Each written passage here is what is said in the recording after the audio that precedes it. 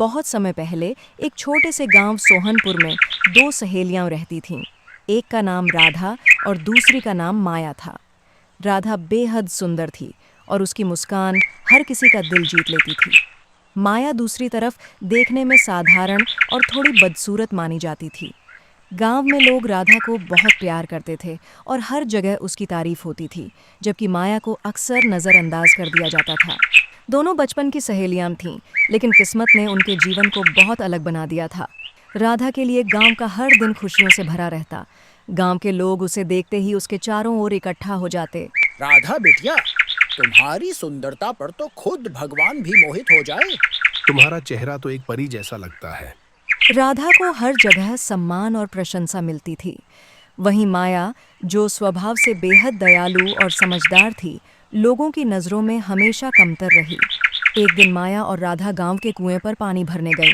माया, आज तुमने अपनी छोटी कितनी सुंदर बांधी है। क्या फायदा राधा, लोग मुझे कभी पसंद नहीं करेंगे। उनके लिए तो मैं सिर्फ एक बदसूरत लड़की हूँ। गांव की औरतों ने उनकी बातें सुन ली। अरे माया, तुम क्यों राधा के साथ अपनी तुलना करती हो? ये चांद है और तुम बस एक काली रात। माया यह सब सुनकर अंदर से टूट जाती थी, लेकिन उसने कभी राधा से कुछ नहीं कहा, क्योंकि वह जानती थी कि राधा उसका दिल दुखाने की कोशिश नहीं करती। एक दिन माया का धैर्य जवाब दे गया।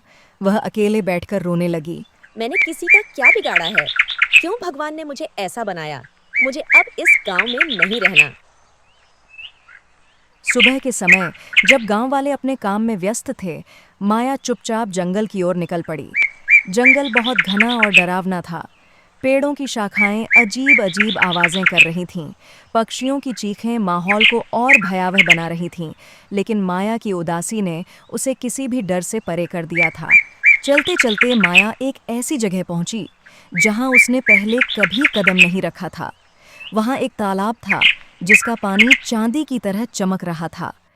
चारों ओर रंग बिरंगे फूल खिले थे और तालाब के किनारे चमकीले पत्थर बिखरे हुए थे। माया तालाब के पास गई और अपनी परछाई देखी। माया दुखी होकर, काश मेरी यह परछाई भी सुंदर होती।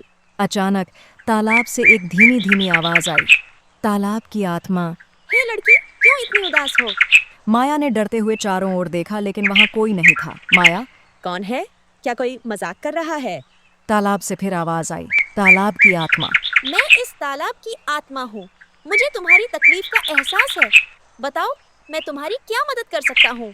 माया ने अपनी पूरी कहानी सुनाई। माया, लोग मुझे बदसूरत कहते हैं। मैं भी सुंदर दिखना चाहती हूँ ताकि लोग मुझे प्यार करें। तालाब की आत्मा ने कुछ देर सोचा और फिर कहा, तालाब की आत्मा, यह तालाब जादुई है। यदि तुम इसमें स्नान करोगी तो तुम्हारा रूप बदल जाएगा। लेकिन याद रखना, यह सुंदरता केवल तभी टिकेगी जब तुम्हारा दिल सच्चा रहेगा। यदि तुम घमंड करोगी या किसी को नीचा दिखाओगी तो यह सुंदरता तुम्हें तबाह कर देगी। क्या तुम यह शर्त मानती हो? माया ने बिना सोचे समझे हामी भर दी। माया, मैं तैयार हूँ, बस मुझे एक मौका चाहिए। माया तालाब में उतरी। पानी ने तुरंत जादू दिखाना शुरू कर दिया। उसकी त्वचा सुनहरी हो गई, बाल रेशम जैसे चमकने लगे और उसकी आंखें सितारों की तरह चमक उठीं। माया खुद को देखकर हैरान रह गई। माया हंसते हुए, यह मैं हूँ? क्या यह कोई सपना है? जब माया गांव लौटी तो हर कोई उसे देखकर दंग रह गया। यह कौन है?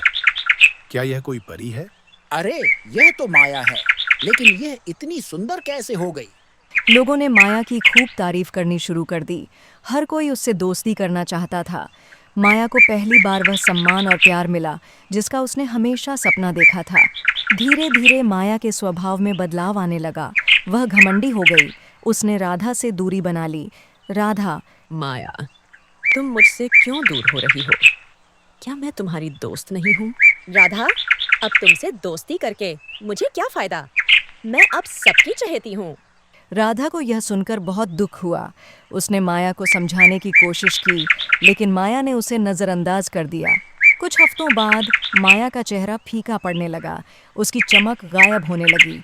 लोग उसकी सुंदरता की जगह फिर से उसका मजाक बनाने लगे। माया को अपनी गलती का एहसास हुआ। वह रोते रोते जंगल में तालाब के पास गई। माया, हे तालाब की आत्मा, मुझसे बहुत बड़ी गलती हो गई। मैंने घमंड किया और अपनों को चोट पहुंचाई।